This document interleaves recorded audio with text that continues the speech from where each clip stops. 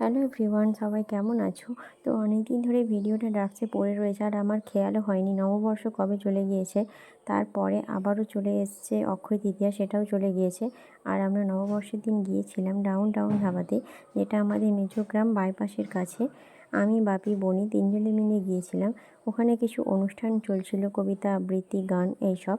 তো আমরা ভেতরে গিয়ে প্রবেশ করলাম। প্রবেশের পর দেখলাম, প্রথমবার এসেছি, অ্যাম্বিয়েন্সটা বেশ মোটামুটি ভালোই লাগলো।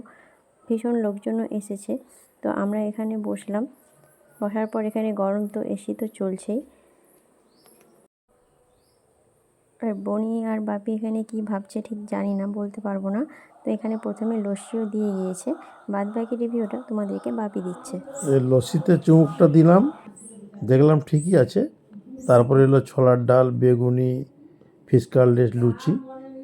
তো মেয়েরাও সাথে এসেছে। ফিশ কাটলেটটা দেখছি মোটামুটি ঠিকই আছে।